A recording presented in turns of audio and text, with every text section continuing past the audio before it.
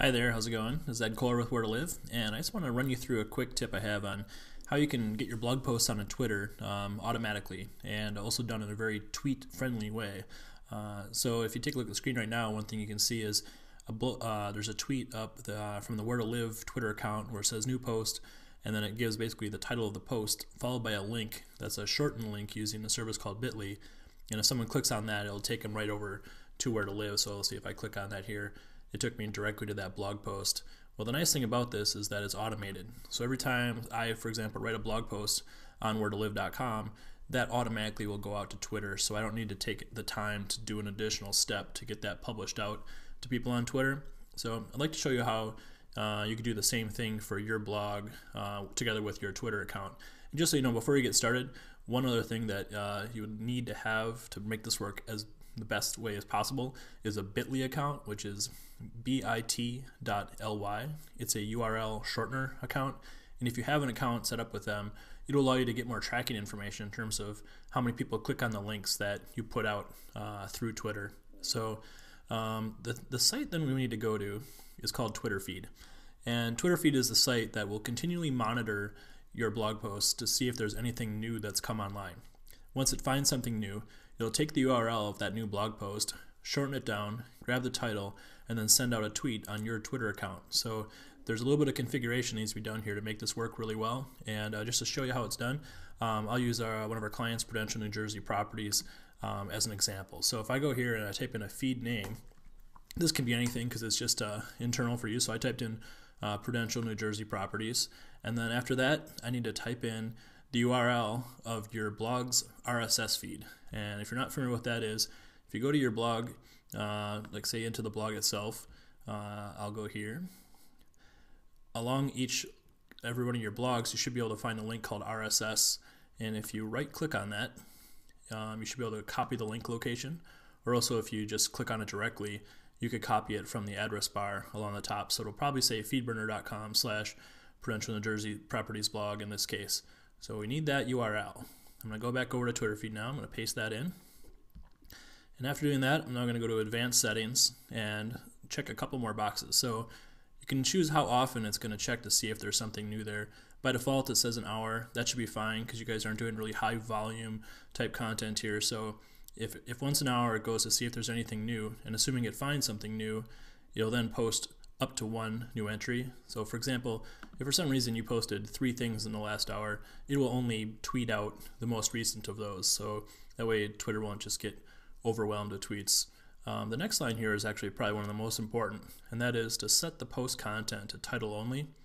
And the reason for doing that is because on Twitter, you're limited to 140 characters in your tweet, and that's going to have the URL that sends people to the site, and it's also going to have your title. And so if you throw the description of what that blog post is about in there as well, you're basically going to use all 140 characters. And if you do that, one thing that makes it very difficult for people to do is to retweet your tweets. So, I mean, if you put something out on Twitter, it'd be nice if people would share that out with their own communities. So to have that kind of trickle-down effect, try to keep your tweets relatively short.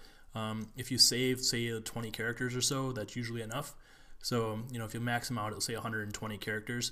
It's enough that people can say RT space at Prudential New Jersey Properties or whatever, you know, your Twitter handle happens to be, and then, you know, potentially even add a little bit of a comment of their own to it. Over on the right here then is where you can add a Bitly service here. So I have Bitly is a service that I would recommend going with for this because it has some of the nicest shortening. It's a very short URL that it will create. If you go with that, if you add in the settings here, or if you set up your Bitly account and you put in the AP login and key, what that'll do is every time you send out a new blog post, if anyone clicks on that link, you can see in your Bitly account how many people clicked on your link, from where in the world they did it and what time they did it. You can actually watch it in real time as the clicks come in. It's really a nice little feature. So I'd recommend adding your information into there if you have it. And then one other thing I would do is I'd come down here on the left. I'm just going to close that up. I'd come down here on the left and I would add in a post prefix like this, where it says new post, :space, and that way every tweet you send out will be prefaced with that. So for example, like I did here on Where to Live, it says new post, :space, and then goes into the title of the blog post. So I'm doing that here. I'm not going to include a suffix, so anything after the tweet. So what this is now doing is creating this type of format: new post, post title, colon, then a link to that tweet. So if I go back over here, then I have all those screens filled out. I don't need to, in some cases, maybe you don't want to tweet everything out, or certain ones you don't. Well, you could say, well, if it's about this particular topic, don't send it out, but I'm not going to get into that. Now you just have to continue over here to another step.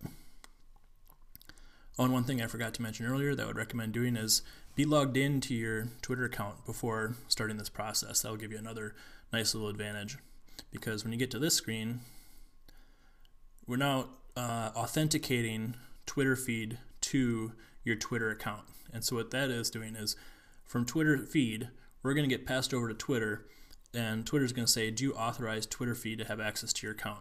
To do this, you need to be logged in over at Twitter. If you're not already logged in, it'll ask you to log in when you do that. But that's a service here called OAuth that allows this to happen. I'm not going to do it because I don't want to authenticate the account I'm logged into right now with this particular account. But take care of that right here. And then below here is one other thing you can do, which is kind of a nice thing, the UTM tags. This ties into Google Analytics.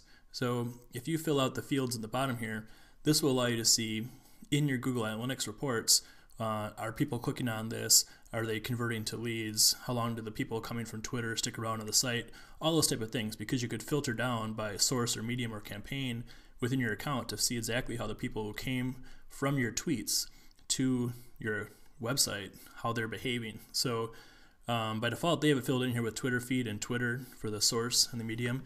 And I would just add in for campaigns, something like blog posts. So that one will allow you to filter down to, let me see what effect blog posts are having. So adding those three in there and you're good to go. After that, just click create service. And once you've done that, you're done. It's just set up. And so then you just go back to creating great content on your blog. Every time a new post goes up, within an hour, it'll go tweet it out on your account, and you can go to Bitly and you can see how many clicks it gets, and you can go to Google Analytics and you can see how much traffic it generates and what that traffic does once it gets to your website. So I hope you find this valuable. Take care and have a good day.